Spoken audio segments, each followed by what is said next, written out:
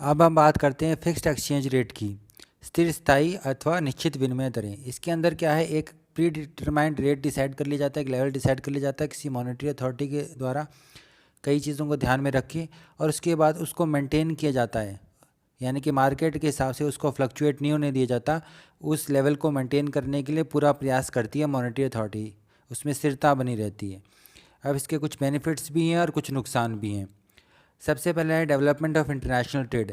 देखिए, जब स्थिरता बनी रहती है, एक बहुत बड़ा कारण रहता है अंतर्राष्ट्रीय व्यापार में बाधा का, कि फिक्स एक्सचेंज रेट में अस्थिरता बनी रहती है, तो पता नहीं चलता क्या एक्सचेंज रहेगा, इससे रिस्क बढ़ जाता है।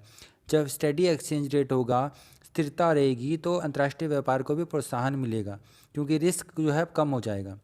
और अगर उसमें फिक्स्ड रहती है वैल्यू, उसकी बहुत ज़्यादा उच्चा वचन नहीं होता, तो उसकी वैल्यू भी बनी रहती है, गुडविल भी बनी रहती है करेंसी की, मुद्रा की विश्वसनीयता बनी रहती है, लोग उसमें इन्वेस्ट करने को तैयार रहते हैं।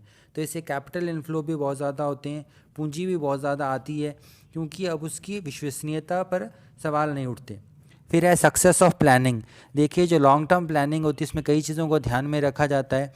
अब अगर स्टेडी एक्सचेंज रेट है, यानी कि निश्चित विनिमय दर है, तो आर्थिक नियोजन के लिए बहुत अच्छा रहता है। आंतरिक या विदेशी पूंजी आ जाती है, तकनीकी ज्ञान, विदेशी विशेषज्ञ आदि आ जाते हैं, तो क्योंकि उसमें स्थायित्व रहता है, और स्थायित्व हर निवेशक को अच्छा लगता है। अगर स्थायित्व नहीं रहता तो चिंता रहती है कि अगर वैल्यू में चेंज आ जाएगा तो नुकसान होना पड़ सकता है। फिर उसके बाद आता है प्रिवेंशन ऑफ स्पेकुलेशन, जहाँ पे फ्लेक्सिबल एक्सचेंज रेट रहता है, यानी कि परिवर्तनशील विनिमय दरें रहती है, वहाँ पे बहुत ज़्यादा सट्टेबाजी होती है। जब फिक्स रहती है तो गवर्नमेंट का, यानी कि मॉनेटरी अथॉरिटीज़ का इस पर कंट्रोल रहता है, इस पर तीखी नज़र रहती है, तो स्पेकुलेशन की संभावनाएं, सट्टेबाजी की संभावनाएं बहुत कम हो जाती हैं। उसके बाद आता है इकोनॉमिक स्टेबिलिटी। स्थिर विनिमय दरों में क्या रहता है कि आर्थिक स्थिरता बनी रहती है, और कई बार देखा गया है कि जहाँ पे फ्लक्चुएटिंग एक्सचेंज रेट रहता है तो बहुत ज़्यादा आर्थिक उच्चा अनस्टेबिलिटी रहती है, बहुत ज़्यादा उच्चा वचन होता है। इस कंडीशन में काफ़ी हद तक इकोनॉमिक स्टेबिलिटी रहती है और स्थायित्व की भावना बनी रहती है, तो कई समस्याओं से हमको ये बचा लेता है। मेन चीज़ इसके अंदर ये क्या है कि करेंसी की वैल्यू भी बनी रहती है, स्थायित्व भी रहता है, और जो प्लानिंग अथॉरिटीज़ हैं उनको प्लानिंग करने में काफ़ी आसानी रहती है।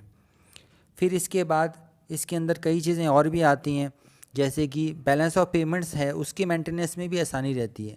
निश्चित विनिमय दरों के कारण विदेशी पूंजी आकर्षित होती है, औद्योगिक विकास संभव होता है, रोजगार में वृद्धि होती है, मूल्यों में स्थायित्व आता है, मुद्रास्फीति की समस्या समाप्त हो जाती है। इस प्रकार देश में भुगतान संतुलन के विपरीत रहने की समस्या स्वतः ही समाप्त हो जाती है।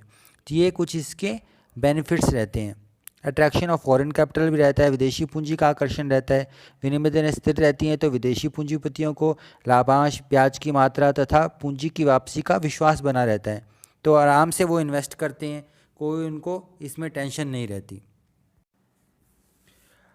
अब एक और चीज़ यहाँ पे है, वो है रैपिड इकोनॉमिक ग्रोथ। बहुत तेज़ी से आर्थिक विकास होता है जब स्थिरता बनी रहती है, तो इसके अंदर क्या है, स्थिरता बनी रहती है तो बड़ी तेज़ी से आर्थिक विकास होता है, धन आता है, पैसा आता है, लोग इन्वेस्ट करने को तैयार हो जाते हैं, एफडीआई भी इजीली आ जाता है, क्योंकि उनको चिंता नहीं रहती कि इसमें दिक्कत आएगी। इसके अलावा जब इंटरनेशनल ट्रेड भी बढ़ता है तो उससे भी देश को फ़ायदा होता है, जो देश ज़्यादा एक्टिव है इंटरनेशनल ट्रेड में, तो इससे तीव्र आर्थिक विकास के रास्ते खुलते हैं, सरकार के लिए भी इजी हो जाता है। इसके अलावा एक बड़ी समस्या रहती है कि जब स्पेकुलेशन होता है या बहुत ज़्यादा इंस्टेबिलिटी रहती है एक्सचेंज रेट में, तो अंतर्राष्ट्रीय जो इकोनॉमिक ऑपरेशन है उस पर भी प्रभाव पड़ता है, अंतर्राष्ट्रीय सहयोग में बाधा आती है। लेकिन जब फिक्स रहता है तो काम स्मूथली चलता है, तो अंतर्राष्ट्रीय सहयोग में भी वृद्धि होती है।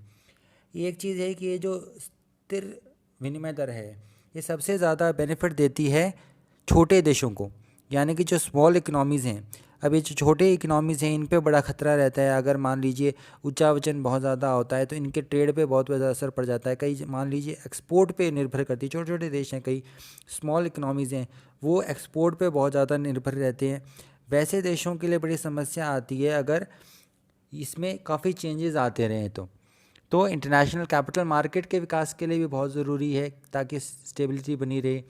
कई देश बहुत ज़्यादा दूसरे देशों पर निर्भर करते हैं, उनके लिए भी बहुत ज़रूरी है, और इसमें क्या डिपेंडेबल और इफ़ेक्टिव पॉलिसीज़ बन जाती हैं। तो ये कुछ फ़ायदे हैं फ़िक्स्ड एक्सचेंज रेट के। लेकिन हर चीज़ के फ़ायदे होते हैं तो उसके साथ कुछ नुकसान भी होते हैं, कुछ उसके डिसएडवांटेजेस भी होते हैं। इसका एक डिसएडवांटेजेस है कि इट डिप्राइव्स मॉनेटरी फ्रीडम। जो मॉनेटरी अथॉरिटी है कई बार वो इसमें ज़्यादा इन्वॉल्व हो जाती है कि एक्सचेंज रेट को मेंटेन करना है, उसको कैसे भी कंट्रोल में रखना है, तो सारी रिसोर्सेज उसी पे वेस्ट कर देती है और जो बाकी काम है उसके बाकी गोल्स हैं उसको वो अचीव नहीं कर पाती। फॉरेक्स भी बहुत ज़्यादा इसमें ट्रैप हो जाता है। अब फिर आता है इग्नोर्स नेशनल इंटरेस्ट। देखिए राष्ट्रीय जो हितों का अनदेखी हो जाती है, क्योंकि जो मॉनेटरी अथॉरिटीज़ हैं, सरकार हैं, वो काफ़ी ज़्यादा इसमें इन्वॉल्व हो जाती हैं, एक्सचेंज रेट को ही मेंटेन करके रखना है, तो कई और काम करने होते हैं उन पे ध्यान नहीं दे पाती, फॉरेक्स रिजर्व्स को मेंटेन करने के चक्कर में कई ज़्यादा प्रेशर में आ जाती है। ये चीज़ें, ये समस्याएं आती हैं, इसमें ऑपरेशनल डिफ़िकल्टीज़ भी आती हैं। कहने को फ़िक्स एक्सचेंज रेट रखना है, लेकिन उसको रखना कैसे है, इसके बारे में कोई तयशुदा पैमाना नहीं, काम करने का प्रॉपर तरीका नहीं। स्थिर विनिमय दरों का संचालन बड़ा कठिन होता है, दरों का प्रमाणित स्थिर विनिमय मूल्य निर्धारित करना बड़ा मुश्किल हो जाता है, तो उतार चढ़ाव आते रहते हैं। उनको कंट्रोल करने के लिए, जैसे हमारे देश में आरबीआई है, तो बहुत ज़्यादा प्री ऑक्यूपाइड रहा करता था इसमें। उसके बाद नई जब नीति आई तो कहा गया कि इन्फ्लेशन टारगेटिंग ज़्यादा इंपॉर्टेंट ऑब्जेक्टिव रहेगा, तो कई सारे ऑब्जेक्टिव्स होते हैं, तो देश की मॉनेटरी अथॉरिटी के लिए भी ऑपरेशनल डिफ़िकल्टीज़ आती हैं कि इसको मेंटेन कैसे करें, इतना ईजी नहीं है। हाईली प्रिवेंटिव और कंट्रोल सिस्टम जो होता है उसके अंदर मेंटेन करना बहुत ज़्यादा मुश्किल हो जाता है। फिर वाइड प्रिवेंटिव मेजर्स चाहिए, व्यापक नियंत्रण करना पड़ता है, व्यापक प्रतिबंध लगाने पड़ते हैं। विनिमय दरों की स्थिरता बनाए रखने के लिए केवल विदेशी विनिमय एवं भुगतानों पर नियंत्रण लगाना काफ़ी नहीं होता, काफ़ी और चीज़ें भी रहती हैं इसमें, बैंकिंग है, ट्रेड है, विदेशी व्यापार है, इंश्योरेंस है, काफ़ी और चीज़ों पर भी ध्यान देना पड़ता है। सिर्फ ऐसे नहीं है कि एक मॉनेटरी अथॉरिटी इजीली इसको कंट्रोल कर लेगी, कई सारे फील्ड्स ऑफ इकोनॉमिक होते हैं जिन पे नज़र रखनी पड़ती है, और उसमें कहीं ना कहीं लूप होल रह जाते हैं, कमियां रह जाती हैं, करप्शन भी रहता है, भ्रष्टाचार भी होता है, तो ये कंट्रोल कर पाना बहुत मुश्किल हो जाता है। और ये जब चीज़ें होती हैं तो कई और बैड प्रैक्टिसेस को इंकरेजमेंट मिलती है, जैसे स्मगलिंग है, टैक्स इवेजन है, तो ये क्या है, सिस्टम मेंटेन नहीं रख पाते, इसमें ऐसी चीज़ें होती रहती हैं, स्मगलिंग होती है, तो वो इसको कंट्रोल में रखने में बहुत समस्याएं पैदा करती हैं। इसमें अवमूल्यन की भी डर बना रहता है कि फियर और डिवैल्यूएशन हो सकता है। तो काम कहने को ये बड़ा इजी लगता है कहने को, लेकिन जब ऑपरेशनली इसको करना पड़ता है तो इसके अंदर इजी नहीं रहता है किसी भी मॉनेटरी अथॉरिटी के लिए। इसलिए जो फिक्स एक्सचेंज सिस्टम है ये बहुत मुश्किल रहा है मेंटेन करना,